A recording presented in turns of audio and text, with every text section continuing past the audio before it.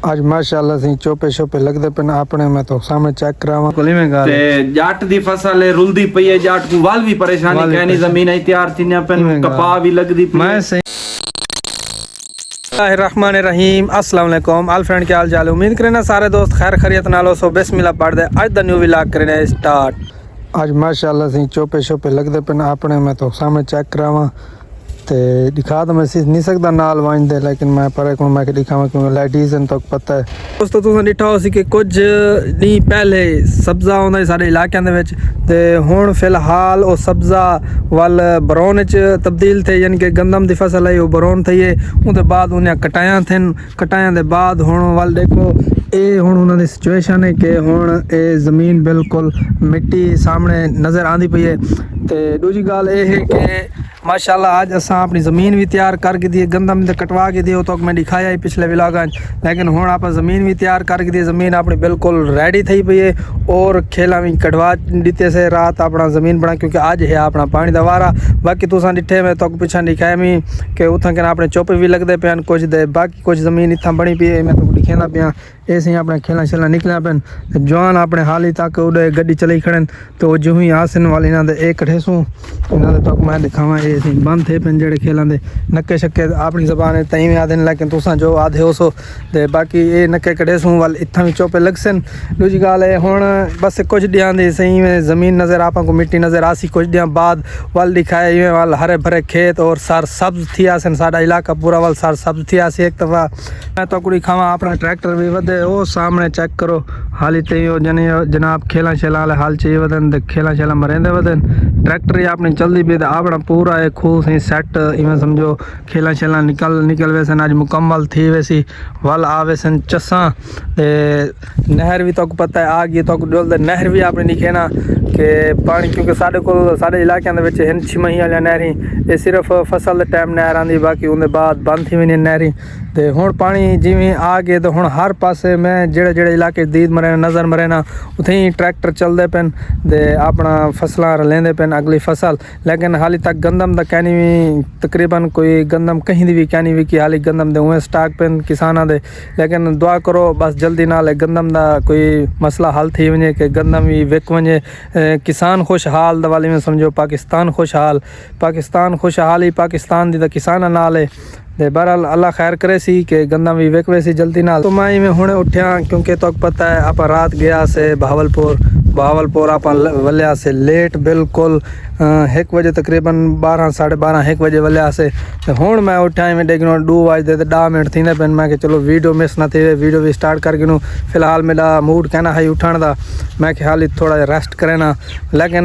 मैं चलो ये भी कम दिखा गिना। दूजी गल है कि दुकान के उत्ते अपने कुछ दोस्त आए बैठन वो भी आप सदेंदे बैठन कॉल आई उन्होंने ते जुलते हैं उन्होंने को भी मिलते हैं। देर थी गई इतना आया खड़ा बल उन्होंने वल दोबारा कॉल आ गई, बाकी लेजेंडर अपना खड़े ही घूमरे सलफ सीधा जुलते हैं दुकान के उत्ते उन्होंने दोस्तों को मिलते हैं कि कितों के दोस्त आए खड़े तो जुलते उन्होंने दोस्तों नाल तो कोई मिलवे सा मैं भी मिल सा। बाकी जिन्हें हाल ही तक भी सारे चैनल मरण हास फिलहाल को सब्सक्राइब नहीं किया यार वल मर्जी है थोड़ी जल्दी नाल मारो चा लाइक शेयर सब्सक्राइब।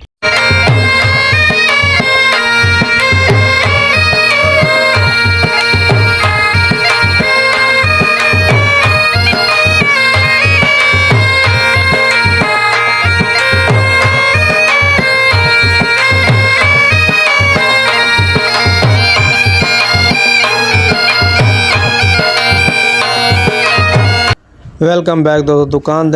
दे अपने आ गए ने दोस्त अपने फैन भी माशाल्लाह हाल ही मसरूफ बैठे अपने मोबाइलों के मैं तो दोस्त दिखा गिना ऐसे सारे दोस्त बड़े दूर तो सफ़र करके आए ना आपको मिलन। वेलकम बैक दोस्तों माशाल्लाह से काफ़ी टाइम दिते से अपने दोस्तों नाल गपशप की से और दुकान को भी टाइम दिते से। इन बाद बस हुण फ्री थे हैं तो हुण जल्द मैं तो अपनी नहर दा अपने पुल का नज़ारा दिखे ना कि पानी आने वाल कैसा खूबसूरत नज़ारा है। नहर को देखण वेंदा पिया पानी को रस्ते च मेरा एक चाचा मेरे को टक्कर के रस्ते दे वाल मैं थोड़े जो उनके भी कमेंट गिना कि पानी आ गए कि वो इन बारे क्या आधे क्या सोच बचार अजकल रखी वधे, क्योंकि फसलों शसलों मेरे को लगता कटा के अजकल बहुत खुश है। बाकी काटन का सूट को अजकल लग्या वे पुछते हैं कि आया कि तैं मियाँ वाड़ शाड़ी वा हैं कणक कटा के देनी वेची की देनी कैनिया वेचा किवें है सारा कुछ। आज चाचे अपने को मैं पूछता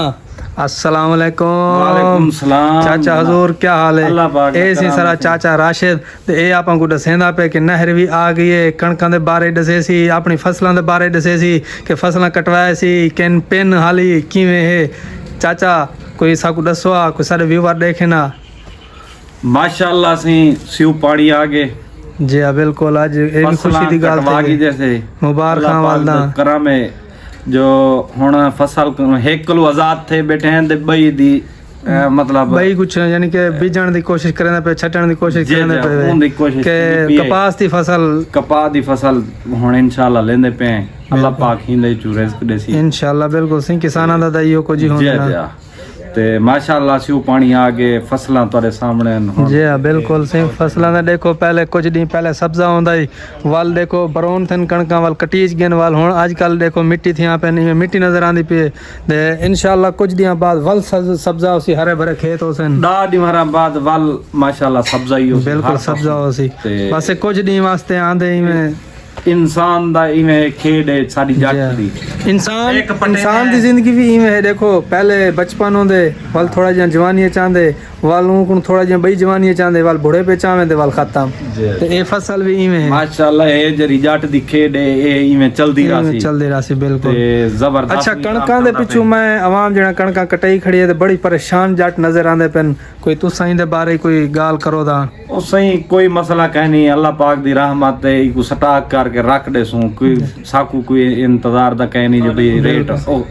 उत्ते वेसी तले वेसी साकू दा रेट ही चीज मिलने दी जरूरत है जी हां असा स्टॉक करके रख दे सू बिल्कुल जेरे वेले कोई रेट शेट बन सी जी ਹੁਣ देखो ना किसान अगर किसान स्टॉक करके रख देवन किसानां दा मसला जानवर खड़न जी। किसान अपना जानवर चा बेचे सी हैं सी जानवर बेचते अपना फसल रला गिन सी कोई प्रॉब्लम किसान को कोई मुश्किल है नहीं मतलब सब्जी खड़ेवन भाई असा ना घिन सूं ते वाल किसान को मुश्किल थी सी मुश्किल कोई क्या नहीं किसान को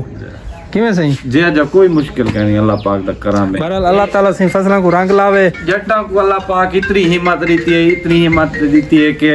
सोच ही नहीं वैसे सोच नहीं बिल्कुल ही में गाल ते जट दी फसल है रुलदी पई है जट को वाल भी परेशानी वाल भी कहनी जमीन है तैयार थी ना पेन इवें कपा भी लगदी पई मैं है, सही सारे काम थी डिठे में मैं से हर पास ट्रैक्टर चल रहे हैं माशाल्लाह काफी जमीना भी तैयार थी चुकन बल्कि चौपे भी लग चौपे भी चुके लग गए। चौपे भी लग चुके देखो तो बेले शाक हुकूमत गवर्नमेंट ने साडे को कणक खरीद नहीं की थी बिल्कुल। वाल भी साडे कम थी ने पेन, सारे कम नहीं रुके। कोई काम नहीं रुका इवें गाल से ये से एक अल्लाह दी रहमत होंदी है किसान दे उत्ते खास के किसान दे सारे काम इवें थीनन पे बर हुकूमत दे पुलिस जो भी होसन बर गंदम चावनी चाहिए हुन जुलदे पे सीधा तो को नहर दा नज़ारा अपना दिख रहा तो गाली सुन के तो बहुत मजेदार गालियां ते हुन आ गया मैं अपनी नहर दे उत्ते ते ए साडा पुल दा राखा ही साडा सुता पे कमांडो साडा ये सी माशाअल्लाह नहर दा पानी चेक करो बिल्कुल फुल नहर चलदी पई है बिल्कुल जी कि फुल आधन फिलहाल दा ते साडे अड्डे दा देखो